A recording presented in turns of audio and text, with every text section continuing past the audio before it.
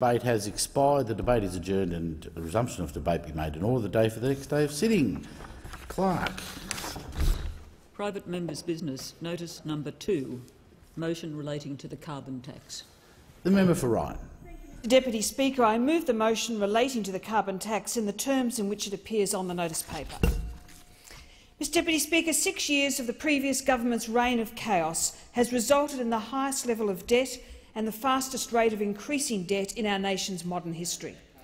Under Labor, Australian small businesses have been doing it tough.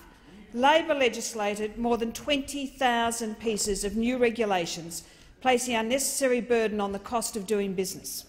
However, as if this was not enough, Labor also introduced the world's biggest carbon tax, sending the cost of doing business in Australia skyrocketing. After promising in 2010 not to introduce a carbon tax, the then Prime Minister Julia Gillard blatantly backflipped on her promise to the Australian people and introduced a carbon tax after being manipulated by her coalition with the Greens.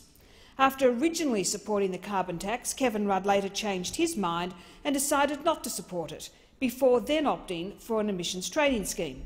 And now we have Bill Shorten, who is just as inconsistent, swaying in the wind when it comes to caucus allegiances and policy positions on the carbon tax, saying one thing to electors in Western Australia and another to those on the East Coast. Mr Deputy Speaker, small businesses are doing it tough. The coalition government recognises this, which is why we have pledged to cut red and green tape and to repeal the carbon tax. We have delivered on our promise to establish a one-stop shop for green tape. We have already repealed more than $700 million of red tape in our first repeal day, and we have introduced carbon tax repeal legislation 3 times to Parliament, only to have it rejected by the Labor-Green Alliance in the Senate. I note that the carbon tax legislation is now before the new Senate, and the coalition hopes for a sensible result in support of the bill. Unfortunately, Mr Deputy Speaker, the responsible decision by the new Senate, while necessary, comes slightly too late. As a result of the Greens and Labor blocking the carbon tax repeal legislation 2 weeks ago, marked the 2nd anniversary of Labor's destructive carbon tax, which means even higher power bills for families, more jobs at risk and more damage to Australia's international competitiveness. On 1 July, the carbon tax increased by 5%, from $24.15 to $25.40 per tonne. Mr Deputy Speaker, the world's biggest economy-wide carbon tax just got bigger. In its first 2 years of operation, the carbon tax has been a $15.4 billion hit on the Australian economy. 75,000 Australian businesses are directly hit by the carbon tax, and this flows through to impact on every Australian's cost of living. One small business in my electorate of Ryan had this story. Luke Sherman, owner of Cave Coffee in Capera, who asked me during the election campaign to imagine a cheese sandwich, a humble cheese sandwich. No ham, no tomato, no spreads, just a plain cheese sandwich.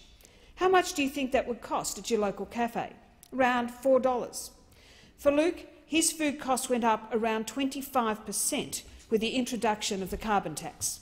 By the time a cheese sandwich lands in Luke's refrigerators ready for his customers, he has essentially received it fourth hand and paid for it. The cheese has made its way from the factory and the bread from the bakery to the wholesaler. At this stage, the transportation of the goods has incurred carbon tax, and now the wholesaler will be paying extra in his electricity costs as a result of the carbon tax. Once Luke has received the goods from the wholesaler, he has to pay any extra costs that have been passed on, as well as paying extra on his own electricity bills. So in the end, Luke has to make a decision. Does he pass the extra cost on to his customers? Does he stop stocking certain types of food? Or does he, like many other owners, take a pay cut and wear the extra costs himself? Luke used to own 2 coffee shops, one in Capera and the other in Fortitude Valley. He had to close his Fortitude Valley shop because it was no longer viable. But on a more positive note, he says that consumer confidence is returning since the change of government. He says that people are much happier with a stable government, and he's looking forward to the economy improving under the coalition. Mr Deputy Speaker, I remain hopeful that the new Senate will do the right thing by all Australians and repeal this unfair hit on Australian families and businesses. They need to repeal the carbon tax. I thank the member for Ryan. Is there a seconder for the motion? Anyone?